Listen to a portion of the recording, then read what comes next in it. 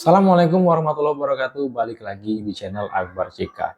Ini yang lagi viral beberapa hari ini soal Tempo ya. Tempo mendapat paket kepala babi. Beberapa hari kemudian Tempo mendapat lagi paket bangkai tikus. Ini ada apa dengan Tempo ini ya? Apakah ini salah satu bentuk kemarahan masyarakat kepada Tempo ya, yang selalu ya menebar isu-isu melalui bocor halus ya yang bikin rakyat geram ya.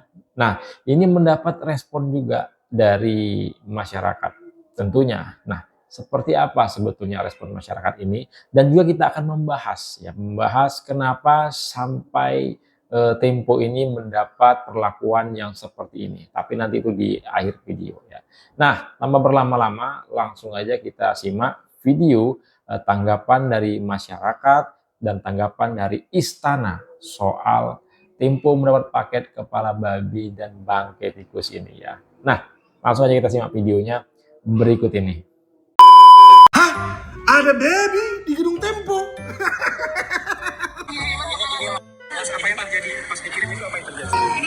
Ini Hasan Nasbi nih, Kepala Kantor Komunikasi Presiden. Kita lihat dari media sosialnya Francisca yang bertentang Tempo itu, dia justru minta dikirimin daging babi. Itu kan semacam jokes aja. Iya, sama kartunya yang diingat. Buktinya dia bisa bicara kirimin daging babi. Jangan ditanya ke kami dong kalau soal itu. Siapa tahu itu bagian dari upaya untuk memecah belah kita. Ya kan kita nggak tahu sumbernya, karena itu silakan aparat untuk menyelidiki itu. Ya. Wow, katanya ada yang kirim B2 ya, atau IBAB ke gedung Tempo. Siapa yang kirim? Ayo, kita masyarakat bersatu dengan aparat untuk mencari pelakunya. Tapi sedihnya kenapa B2 itu tidak dikirim ke rumahku saja? Akan kubikin jadi bebong rica atau saksang atau panggang. Tapi yang ku tahu ya, banyak loh informasi dan informan Tempo ya yang mengetahui A1 mengenai keadaan Republik ini ya. Media-media besar lainnya belum pada tahu, bahkan masyarakat pun belum tahu, tapi Tempo sudah tahu duluan ya. Tentang apa aja deh, tentang politik, tentang apapun itu pokoknya Tempo pasti tahu duluan. Tapi kenapa masalah yang tiba-tiba muncul di gedung Tempo di dalam kota itu kok Tempo nggak tahu? Tapi saranku kepada masyarakat, kita jangan terpancing ya, karena banyak sekali sekarang opini-opini yang beredar bahwa itu ada urusan sama pemerintah, sama aparat dan segala macam. Aku yakin ya sekali tidak ada urusannya. Apa urgensinya ya aparat atau pemerintah ngirim-ngirim begitu? Kan nggak ada ya.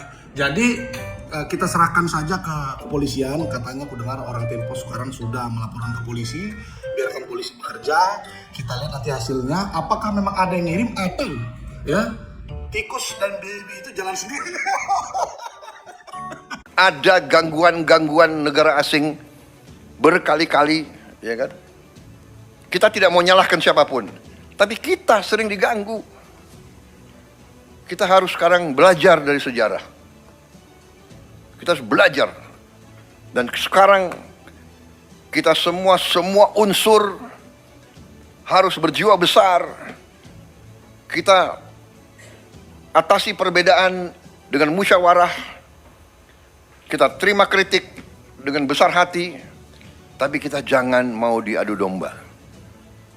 Kita harus bekerja dengan baik untuk rakyat kita. Kita jangan mau diadu domba ya, seperti yang disampaikan oleh Menteri apa tadi ya, di awal video, dan juga Pak Prabowo Subianto pun menegaskan kita jangan mau diadu domba dengan hal-hal yang seperti itu ya. Tuh. Emang Tempo luar biasa kritiknya ya. Saya nggak habis pikir apa yang dilakukan oleh redaksi Tempo memberikan postingan kami dinasti Jokowi mengucapkan selamat Idul Fitri saat momentum yang sangat membahagiakan ketika umat muslim saling berukhuwah. Jokowi dan keluarganya juga manusia. Operasi ini seolah sangat jahat dan tak termaafkan. Tidak bisakah menahan diri? Tidak adakah keelokan dan cara yang lebih cerdas untuk melakukan kritisi tanpa menempel di momen non fitri? Sepanjang sejarah Tempo, saya akui kritis terhadap siapa saja. Tapi memberikan contoh akhlak yang baik bagi masyarakat ketika mengungkapkan pendapat, itu juga jadi bagian. Maaf, Ini agak kebablasan menurut saya. Karena kebenaran mutlak terhadap apapun itu bukan milik kita, meskipun kita ini orang media. Kebenaran harus terus dicari tanpa dijustifikasi. Ini hanya saling mengingatkan sebagai sesama anak bangsa yang cinta pada negeri ini. Minal aidin wal faizin buat semuanya. Jurnalis Tempo Francisca Rosana atau Cica mendapat kiriman paket kepala babi. Francisca Rosana atau Cica ini juga aktif di podcast Bocor Halus ya, yang getol sekali untuk menarasikan hal-hal yang negatif tentang Presiden Joko Widodo dan keluarganya sejak masih menjabat sebagai presiden sampai hari ini. Bahkan si Cica ini pernah membeberkan di Bocor Halus punya informasi A1 bahwa yang berambisi untuk menjadikan Gibran sebagai wakil presiden adalah Bu Iriana. Senada dengan itu, Tempo juga di cover-covernya selalu menampilkan hal-hal yang negatif dan buruk dari Presiden Jokowi dan keluarganya. Narasi politik dinasti, nepotisme juga terus getol disuarakan oleh podcast Bocor Halus yang salah satu jurnalisnya adalah si Francisca Rosana ini. Dan sekarang dia mendapatkan kiriman kepala babi. Lalu kemudian sebagian masyarakat bersimpati dan bahkan keluar tagar I stand with Tempo atau I stand for Tempo. Ya, teror kepala babi. Artinya publik menaruh rasa simpati kepada Tempo. Kemudian kalangan jurnalis dan pers mengatakan bahwa kalau Presiden Prabowo tidak serius mengusut ini, maka itu artinya dunia pers kita di bawah intimidasi atau ancaman. Ada penekanan terhadap pers. Padahal kalau kita perhatikan dari zaman eranya Pak Jokowi sampai hari ini, dunia pers itu bebas sebebas-bebasnya. Majalah Tempo misalnya, setiap terbit itu boleh menggambar presiden sejelek apapun, menarasikan presiden dan keluarganya seburuk apapun. Dan ini bukan lagi intimidasi, ini adalah karakter assassination atau pembunuhan karakter. Karena menggiring narasi yang disebarkan kepada masyarakat luas untuk membenci karakter Presiden Jokowi dan keluarganya. Jadi apa yang pernah dilakukan oleh Tempo dan para jurnalisnya kepada Presiden Jokowi itu bukan cuma intimidasi, tapi sudah karakter assassination, sudah pembunuhan, itu sudah eksekusi, bukan ancaman lagi. Dan sekarang begitu dapat kiriman kepala babi, teriak-teriak pers diintimidasi, pers diancam. Wong sampai hari ini Tempo itu masih dengan sebebas-bebasnya kok menarasikan apapun, walaupun sebenarnya kalau kita mau cermati semua dasarnya masih asumsi, opini, ya, hasil wawancara dengan narasumber yang tidak punya kompetensi dan tidak punya kepentingan yang jelas, tapi dijadikan sebagai rujukan. Dan meskipun begitu, Pak Jokowi dan keluarganya juga setel kendu, slow menanggapi itu. Dan sekarang ketika ada orang yang mengirim kepala babi, maka kemudian mereka berteriak-teriak bahwa pers di bawah tekanan. Enggak begitu juga. Kalau ada orang yang kemudian bersimpati atau merasa geram terhadap apa yang dilakukan Tempo dan para jurnalisnya, itu juga bagian dari kebebasan berekspresi. Ya, mengirim kepala babi, kepala kakap, ya. Yang terakhir itu bangkai tikus tanpa kepala. Itu ekspresi kekesalan sebagian orang karena apa yang dituliskan atau apa yang dinarasikan oleh Tempo dan para jurnalisnya. Kalian boleh bebas, kenapa rakyat tidak boleh?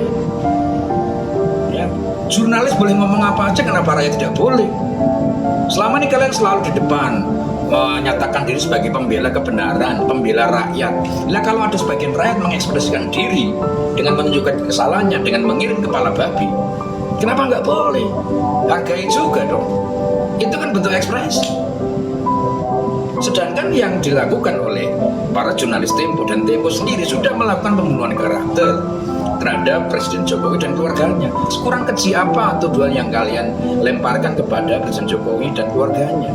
Jadi janganlah kemudian ketika mendapatkan satu respon kemudian overacting gitu, mendramatisir, playing victim. Selama ini kalian membunuh karakter orang, menginjak-injak nama baik orang, kalem-kalem aja. Sekarang baru ada orang mengirim sebagai ekspresi kekesalan mereka karena sudah teriak-teriak. Pers di bawah tekanan. Ini menunjukkan kekerdilan. Ya konsekuen lah. Ada tindakan pasti ada reaksi. Apa yang terjadi dengan pengiriman kepala babi dan bangkai tikusnya adalah bagian dari respon dan reaksi atas apa yang telah dilakukan oleh Tempo dan para jurnalisnya. Ya sesederhana introspeksi aja. Kalau nggak mau dikirimi kepala babi atau bangkai tikus, ya buatlah berita yang proporsional, ya, yang benar, yang seimbang dan objektif, gitu. Jadi jangan mendasarkan berita dari opini dan asumsi orang, kemudian dimuat seolah-olah itu menjadi sebuah kebenaran dan masyarakat dipaksa untuk percaya. Ya gitu aja. Semoga kita sama-sama bisa objektif, ya. Jangan kemudian menjadi tidak adil atau jadi merasa benar. Apakah kita sudah benar? Belum tentu. Pers dan masyarakat masing-masing punya hak, masing-masing punya kewajiban. Jalankan saja hak dan kewajiban itu. Jangan melukai satu sama lain. Saya berharap pers kita juga mengaca diri dan bisa menyampaikan berita dengan imbang dan berdasarkan fakta serta kebenaran, serta bisa menjaga kesatuan bangsa. Semoga bermanfaat. Nah, itu tadi ya respon dari berbagai kalangan, Hasan Nasbi dan juga masyarakat.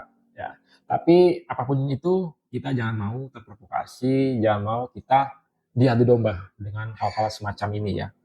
Tapi pernah nggak kalian berpikir, ya? Ini kalau menurut saya pribadi, itu memang disengaja oleh pihak Tempo sendiri, ya, agar mendapat simpati dari masyarakat. Ya, ini kalau menurut saya pribadi. Ya. Nah, kalau menurut kalian itu seperti apa coba? Silakan kalian ketik di kolom komentar pendapat kalian ya terkait Tempo yang mendapatkan kiriman paket kepala babi dan juga bangkai tikus. Sebelum saya ini jangan lupa like dan subscribe agar tidak ketinggalan informasi dan notifikasi dari channel ini. Saya Berceka. Assalamualaikum warahmatullahi wabarakatuh. Salam sehat selalu, bye bye.